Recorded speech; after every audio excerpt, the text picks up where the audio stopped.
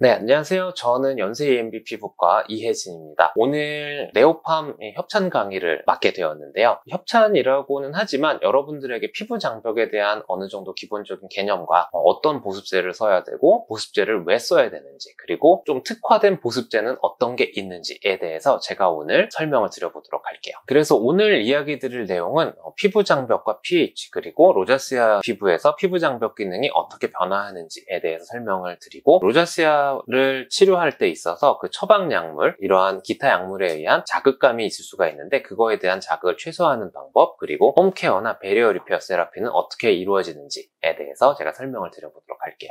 피부의 pH는 잘 알다시피 약산성, 약 5.5 정도를 유지하고 있는데, 피부에서 분비하고 있는 이런 피지가 트리글리세라이드로 바뀌어서 이게 프리패티 엑시드로 대사가 되는데, 이래서 pH를 낮춰주게 되고, 땀에서 분비한 락틱 엑시드가 또 pH를 낮춰주게 됩니다. 또한 소듐 하이드로겐 안티포터, 그리고 피부 장벽에서 필수적인 요소 중에 하나인 필라그린이 대사가 되면서 이게 유로케닉 엑시드로 바뀌게 되거든요. 그래서 이것 때문에 피부의 pH는 약산성으로 유지가 되게 됩니다. 이러한 pH가 낮아짐으로써 우리 피부는 퍼미어빌리티 베리어를 형성을 해주고, 그리고 염증을 억제해주고, 그리고 안티마이크로바이얼 디펜스를 함으로써 피부의 인네이트 이뮤니티에 영향을 주게 됩니다.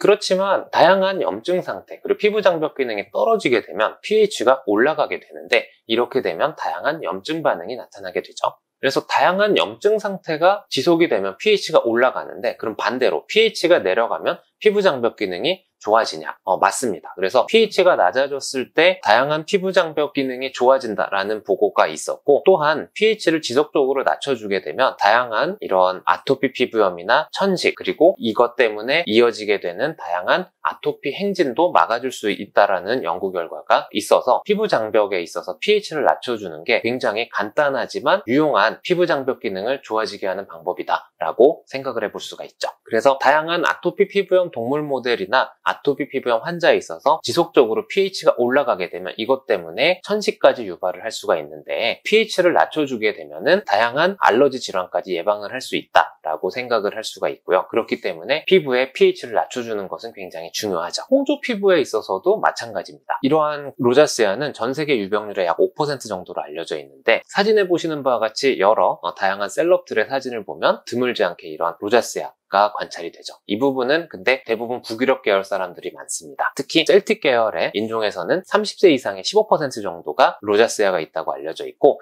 아시아 인종은 백인들과는 다른 임상 특징이 관찰이 되는데, 주로 그 센트로 페이셜 에리세마 타입, 주로 얼굴 앞면 중심부에 병변이 나타나는 특징을 갖고 있습니다.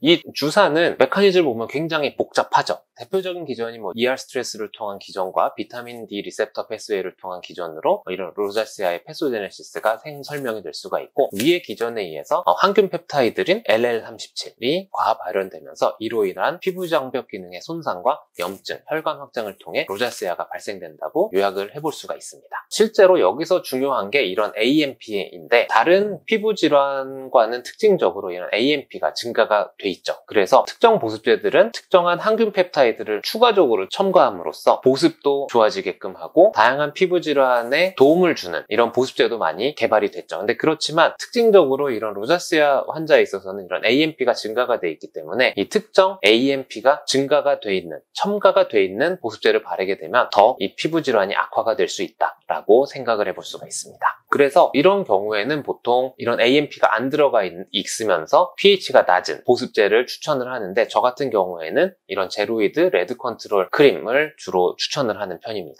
또한 그 피부 장벽학적 측면으로 봤을 때 세린 프로테이즈도 로자시아 발생에 매우 중요한 역할을 합니다. 여기서 보시는 이런 톨라이크 리셉터 2가 이런 모낭충이나 ER 스트레스에 의해서 활성화가 되면 프로테이즈인 칼리크린 5 이게 활성화가 되는데, 이게 파2를 활성화시켜서 LL37의 생산에 관여하고, 이런 증가된 칼리크린 5와 파2는 각질층 표면의 pH를 올려주고 피부 장벽 기능을 떨어뜨린다 라는 사실도 알려져 있습니다. 그래서 이거를 좀 간단하게 정리를 해보면 로자시아를 포함한 다양한 피부 질환에 있어서도 각질층의 이런 pH가 올라가게 되면 피부 장벽 기능에 이상이 나타나게 되는데, 각질층의 정상 pH는 아까 전에도 이야기 드렸듯이 약 4.5에서 5.5 정도 약산성으로 유지가 되는데, pH가 증가하게 되면 이 피부 감염증이 증가하고 이런 세리프로티에이즈가 증가하게 되어서 피부 장벽 기능의 회복력이 떨어지게 되고 라멜라 바디의 분비가 감소하게 됩니다. 또한 여기서 보시면 코니오데스모즘이 감소해서 스트래툼 코늄의 인테그리티에 영향을 주어서 다양한 기전을 통해 피부 장벽 기능을 떨어뜨리게 되죠. 그래서 이러한 그 로자시아에서도 각질층이 중성화되는 것을 예방하는 것이 매우 중요합니다. 지속적인 피부 장벽 기능에 손상이 있을 경우 이런 pH가 증가하게 되어서 이런 TSLP나 파투가 증가하게 되는데, 이럴 때 각질층의 pH를 적절하게 유지시키면 다양한 염증을 유발하는 물질들이 감소하게 되어서 피부 장벽 기능의 회복을 기대를 할 수가 있습니다. 그래서 위 내용을 종합적으로 정리를 해보면 각 기전에 따른 치료법을 생각을 해볼 수가 있겠죠. 그래서 ER 스트레스가 일어나는 것을 방지하기 위해서 보습제나 자외선 차단제를 사용을 해볼 수가 있겠고, 이런 그 LL37 자체를 감소시키기 위해서 스테로이드나 토피칼 칼시누린 이니비터를 사용해 볼 수가 있겠죠. 그리고 이러한 그 톨라이트 리셉터 2를 억제하기 위해서 데모덱스를 감소시켜 주거나 레티노이드 같은 먹는 경구 레티노이드 제제를 투여를 해볼 수가 있겠고, 이런 프로테이드 액티비티를 억제시키기 위해서 이런 독시사이클린이나 파투 안타고니스트, 그리고 약산성 보습제나 세안제, 초음파, 관리기기를 사용을 해볼 수가 있겠고, 그 LL37과 증가된 VEGF에 의해서 발생된 이런 혈관, 에리세마는 레이저 등으로 치료해 볼 수가 있겠습니다. 그래서 여기서 간단하게 이렇게 로자시아에 대해서 이야기를 드렸지만 굉장히 복잡한 메커니즘을 갖고 있죠. 근데 그렇지만 의외로 간단하게 피부 장벽 기능을 올려줄 수 있는 해결 방법 중에 하나가 이 pH를 낮춰주는 방법입니다. 그래서 아까 전에 그 슬라이드를 다시 설명을 드리면 pH를 낮춰줌으로써 간단하게 피부 장벽 상태를 교정을 해줄 수가 있고, 이러한 피부 질환의 활성도도 많이 낮춰줄 수가 있다라고 생각을 해볼 수가 있고, 실제로도 이러한 엑시드 워터 베싱을 했을 때 임상적으로도 병변의 호전을 보여드린 연구 논문들도 꾸준하게 나오고 있습니다. 그러면 여기서 또 여러분들이 생각을 할 수 있는 문제들이 있어요. pH가 낮은 물질을 바르면 따갑지 않을까? 이게 왠지 따가울 것 같은 느낌이 있고, 그리고 우리가 전문의 시험 공부할 때 또는 예전에 교과서에도 나와 있었지만 락틱 애시드 스틴징 테스트라는 테스트가 있어요. 그래서 이러한 산을, 민감성 피부를 진단을 할 때 이런 산으로 이렇게 좀 긁어보는데, 여기서 보는 이런 락틱 애시드는 10% 락틱 애시드를 물과 섞은 물질입니다. 즉 pH가 1.83, 이거 굉장히 낮은 pH고요. 빙초산이 2.1인데 그것보다도 낮은 pH를 갖고 있습니다. 그리고 분자량도 굉장히 작아서 흡수도 잘 되고요. 그래서 당연히 민감성 피부를 테스팅할 때 이런 락틱 애시드는 당연히 따가울 수밖에 없죠. 그래서 우리가 아는 따가움은 꽤 낮은 pH에서 느껴지니까 pH 한 3점 초반부터 그 이상은 그렇게 따가운 느낌은 들지 않습니다. 더군다나 우리 피부 장벽은 500달톤 룰이라고 해서 500달톤보다 큰 분자량은 흡수하기가 굉장히 어렵죠. 그래서 보통 피부 장벽 기능이 매우 떨어져 있으면 그 분자량이 큰 물질이 흡수가 잘 되고, 피부 장벽 기능이 정상이면 500달톤보다 큰 물질들은 흡수가 제대로 안 됩니다. 근데 보면은 이런 수란트라 크림 같은 경우에는 분자량이 한 875 정도고요. 우리가 흔히 아는 따가움을 유발할 수 있는 연고들, 에피듀오나 듀약에 들어가 있는 벤조일 페록사이드 같은 경우에는 분자량이 매우 작아요. 그래서 이런 경우에는 낮은 pH를 가진 물질들이 피부 장벽을 쉽게 통과할 수 있기 때문에 따가운 증상을 쉽게 나타날 수가 있고요. 그래서 이거를 다시 말하면 각질층이 얇은 경우엔 통증을 더 많이 유발을 할 수가 있습니다. 그래서 결국 피부 장벽 기능을 올려주거나 분자량이 큰 성분을 발라주거나 또는 피부 장벽 기능 회복력을 높여주는 치료를 같이 해줘야 낮은 pH 성분의 자극을 방지를 할 수가 있습니다. 그래서 홈케어랑 피부에서 하는 피부 장벽 관리에 대해서 제가 다시 설명을 드려볼게요. 당연히 그렇기 때문에 주사 환자에 있어서도 보습제를 당연히 많이 자주 발라주셔야 합니다. 그래서 로자시아 병변과 그 주위 피부는 피부 장벽 기능이 떨어져 있고 로자시아의 발생 기전과 밀접하게 연관이 되어 있죠. 그래서 보습제를 사용을 함으로써 피부 건조증과 자극 증상을 완화하고, 보습제 사용만으로도 피부 장벽 기능이 올라갈 수가 있습니다.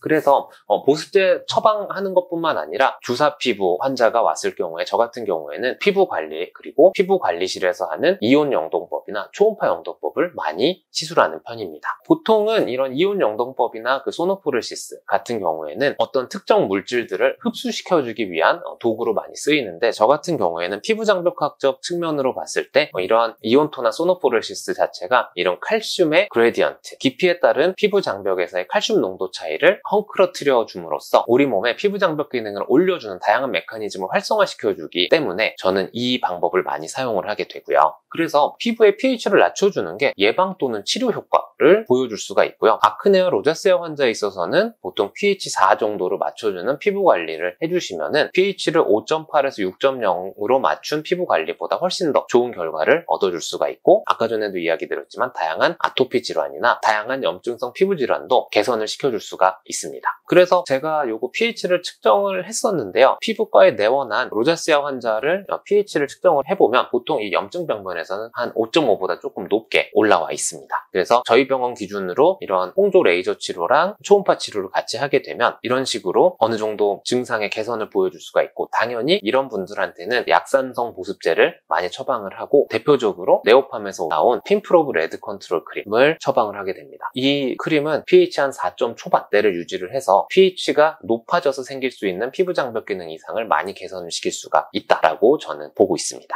실제로도 이렇게 많이 개선이 됐고요. 그래서 요약을 하자면 분자량이 작고 pH가 낮은 약물을 처방할 때는 꼭 피부 장벽 상태를 신경을 써주셔야 되고, 낮은 pH의 보습제가 생각보다 따갑지 않습니다. 따갑다고 할 경우에는 꼭 배리어 리페어 스킨케어를 꼭 같이 해주셔야 되시고, 이러한 피부 장벽 기능 상태가 정상이었을 때 다양한 바르는 약들은 자극은 잘 나타나지 않고, 약산성 또는 pH 한 4 정도인 보습제도 자극감은 잘 나타나지 않습니다.